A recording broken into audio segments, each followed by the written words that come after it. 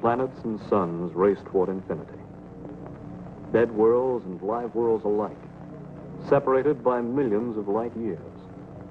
And yet, these members of the galaxy in this age of space travel have become interdependent, not only economically, but politically.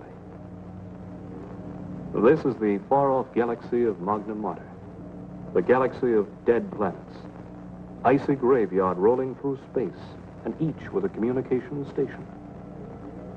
And now the Skyflash carrying Flash Gordon, Dale and Dr. Zarkov, enters the outer rim of Magna Mater on a routine outer space patrol.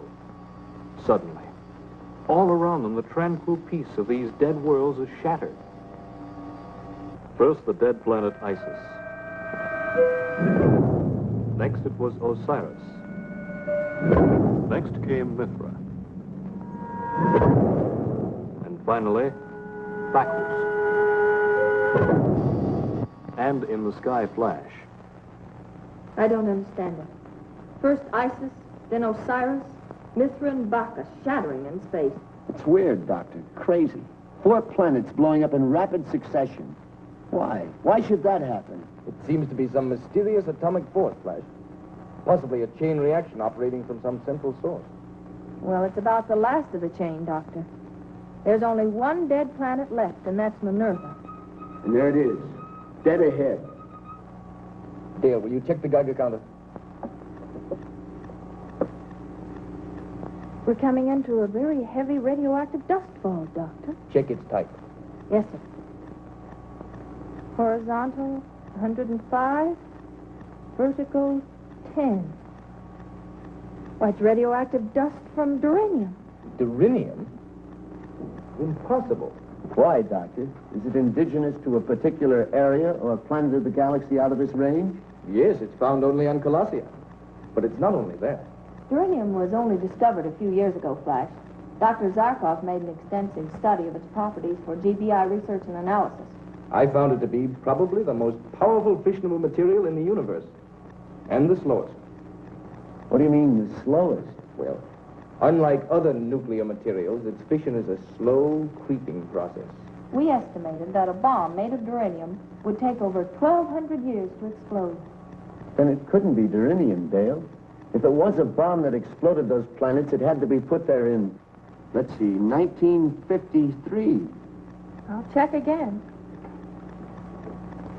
No, it still comes out duranium. Something wrong on Minerva, too. I'd better contact the communication station. Skyflash Earth Patrol calling Minerva. Skyflash calling Minerva.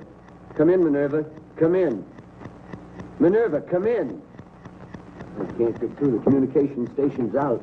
What now? Let's move in, see if we can get a better look.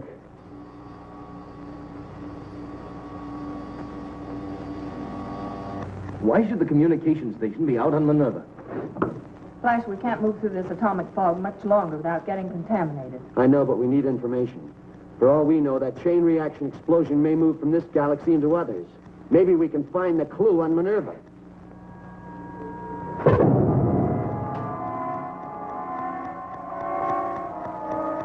Minerva just exploded. That's the last of the galaxy. Let's get out of here. Report back to Earth.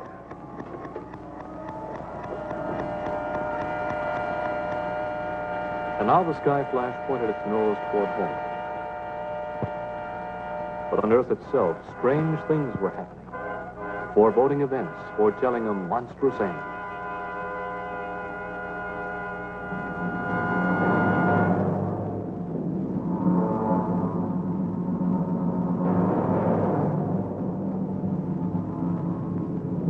First, a series of freakish weather disturbances. And after that,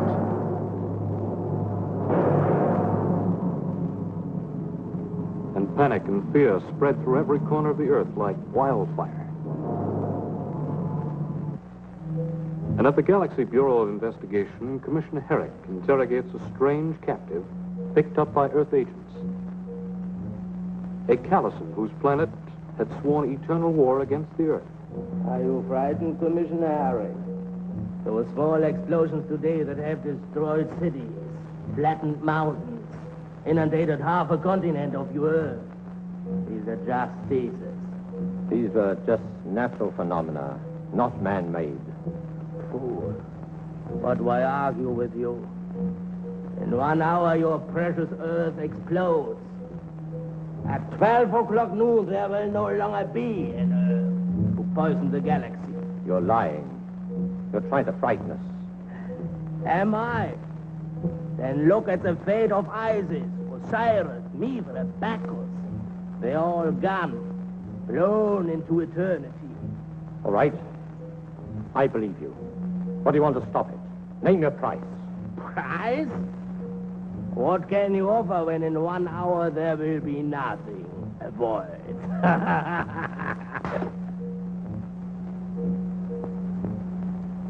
Does that make you feel better, Commissioner? Come ahead. Do it again. But hitting me will not find the uranium bomb smoldering into its final stage of fission. Who planted this uranium bomb? I did. You? When? Exactly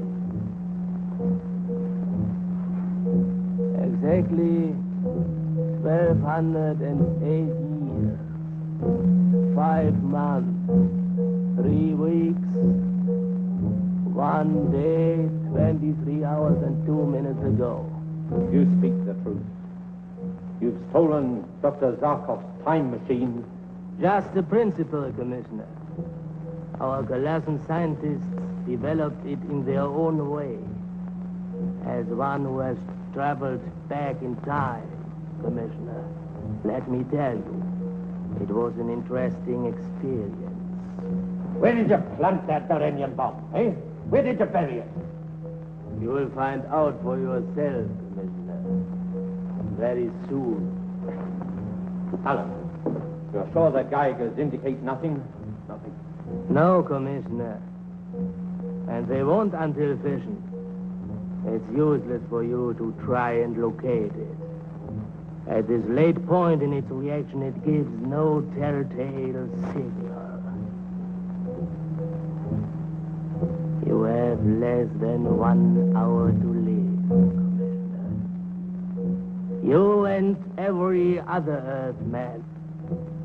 If we die, you die with us. I am a Galassan patriot. To die in this cause is an honor.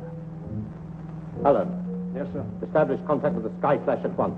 It's cruising in the Magna Mater galaxy. If Flash Gordon or Dr. Zarkov don't come up with an answer... Calling Skyflash. GBI headquarters. Calling Flash Gordon to the Skyflash. Come in, Flash Gordon. That's the story. The whole story. Flash, Dr. Zarkov. We've got to figure out some way to find and deactivate the bomb. Otherwise, the Earth is doomed. There's less than 1 hour. A second after 12, and it'll be too late. There won't be an Earth to come back to. We're helpless up here. Completely helpless. Oh, Dr. Zarkov, there must be a way out. There must be. There's only one thing that I can think of. What is it? Lock the controls. Decelerate the ship below sonic speed. Come in here.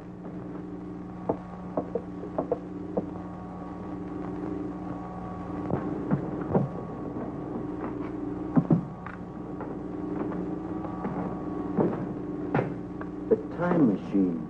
It's our only chance. We've got to project ourselves back into the past just as the Colossan did. We must go back through time to the middle of the 20th century, the year 1953. If we can find out where the Colossan planted that uranium bomb, then we have a chance.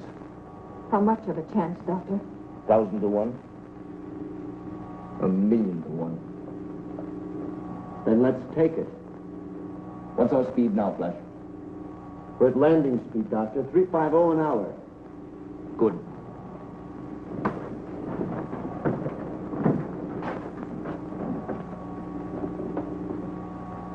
Now I'm going to ask you both to hold on.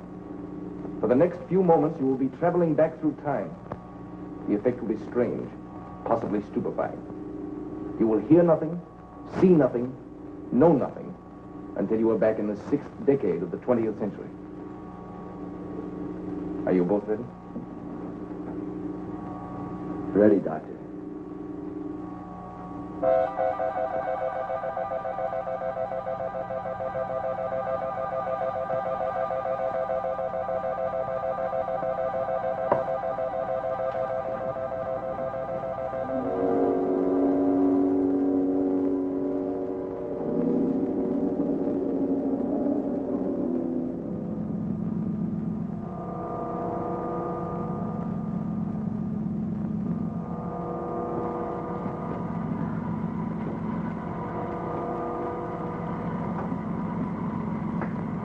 Where are we? What happened? We are now in the 6th decade of the 20th century.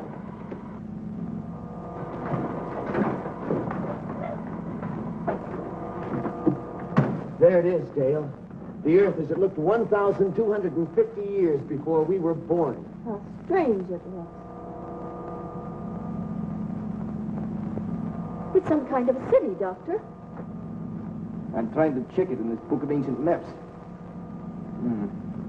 From this description, that must be a place called Washington, the capital of an ancient nation called the United States.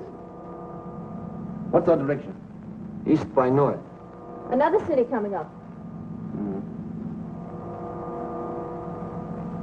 That must be New York.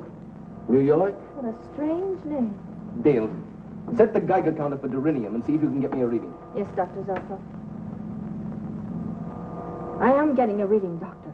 The Durinium bomb is here, somewhere on Earth. Where, Dale? Can you locate it? Not quite. The signal is very weak, but it's a long distance from here, almost due east. No, Dale. East by north. And from the signal strength, I'd say over 3,000 miles away. East by north it is.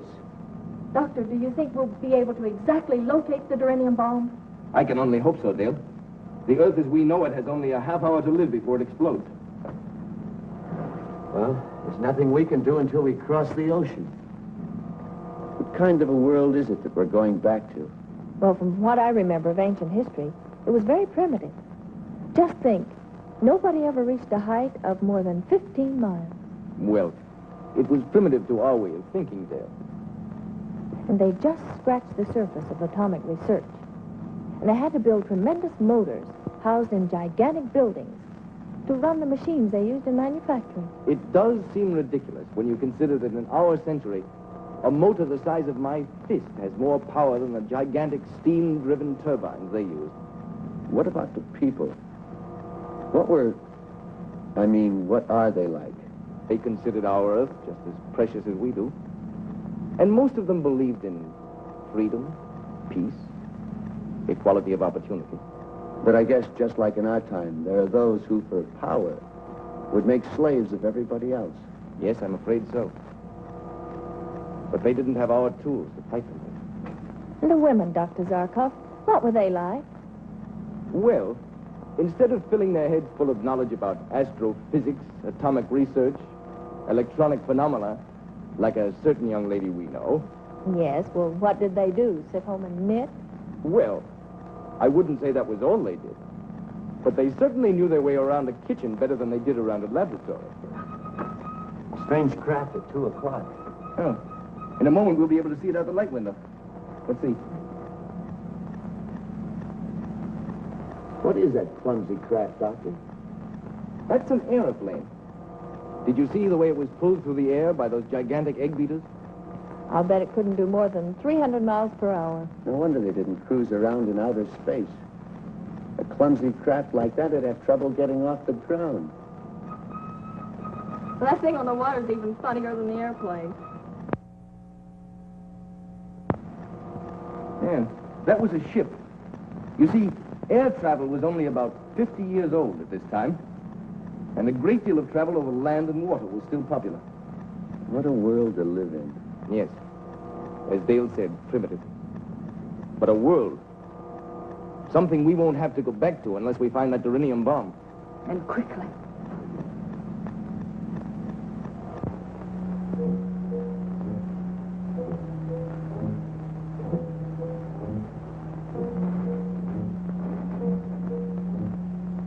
Where are they? Why don't we hear from them? There's nothing we can do about it now, Alan, except wait. Wait and pray.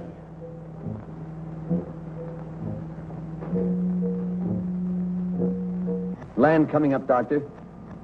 11:35. It took us exactly 5 minutes to cross the ocean. City coming up at 2 o'clock, Doctor. That must be a place called Paris. Flash, slow down. The Geiger's up to maximum. We're almost in the immediate vicinity of the bomb. Flash, look. The Geiger's hit maximum. That means the bomb is directly below us.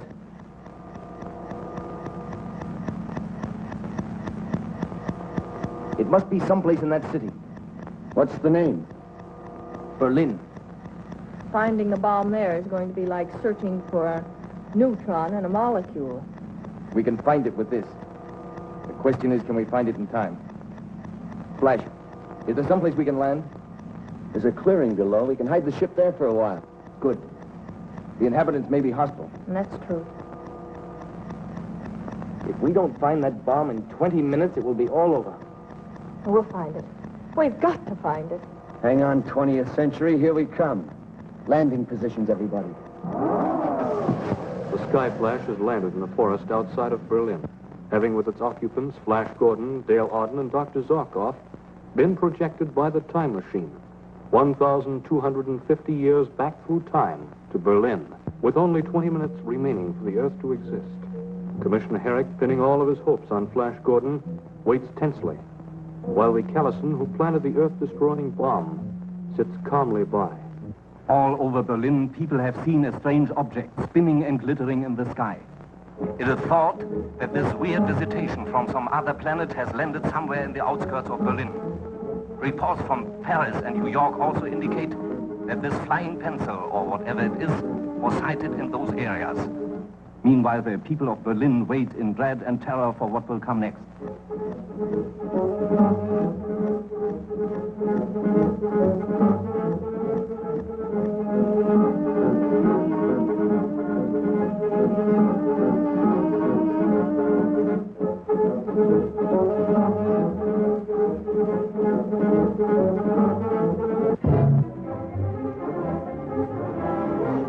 Achtung, Achtung, all cruise cars, be on the lookout for strange invaders believed to have landed from outer space somewhere in the vicinity of Berlin.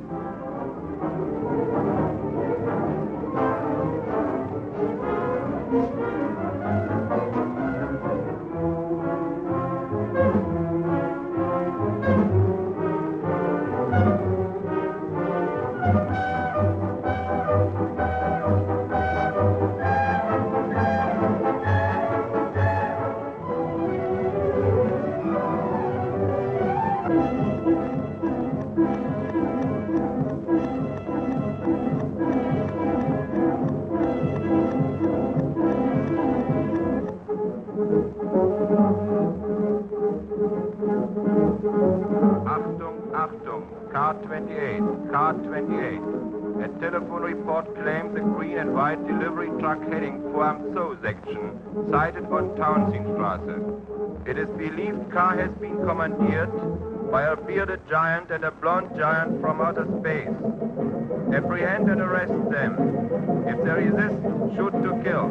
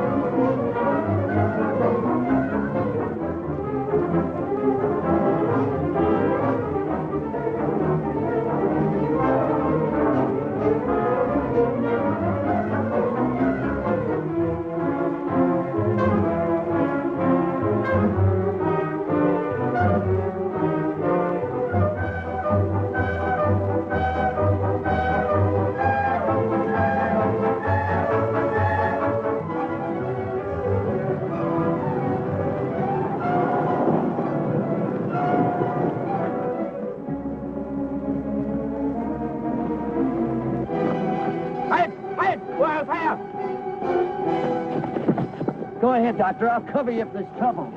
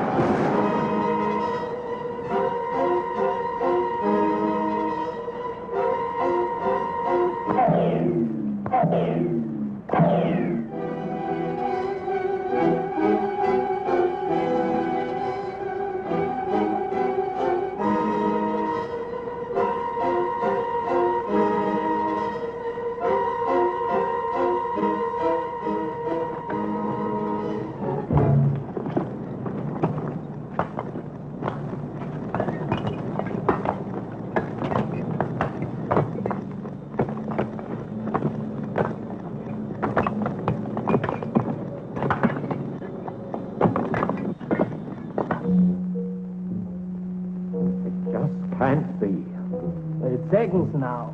Count that. 57, 56, 55, 54, 53, 52, 51.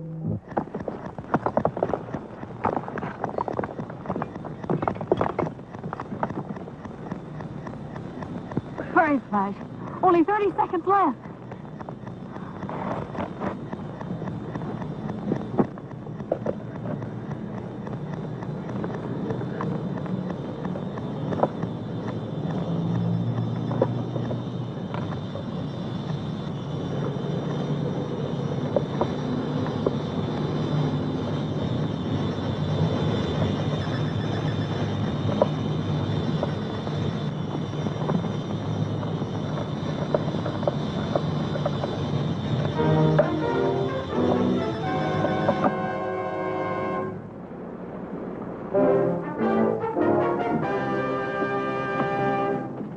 Were we in time, Doctor?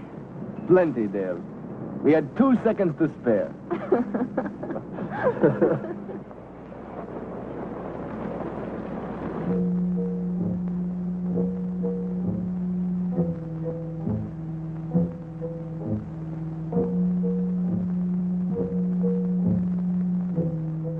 It looks as though this tired old world will still be around for a while.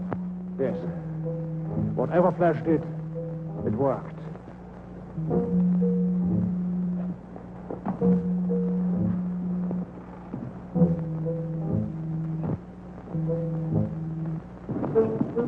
Now, how do we get to the Sky Flash? I watched the route coming out. I think I can get us back there.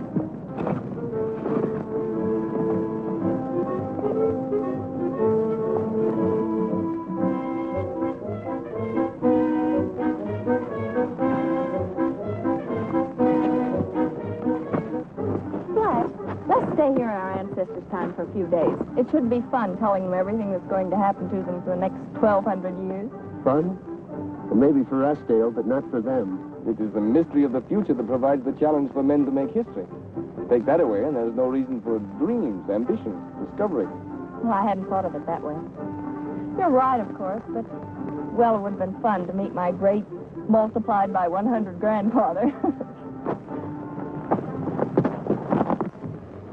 And a few hours later, as night falls on Berlin, into the starlit sky flashes a silvery streak. Suddenly, it stops.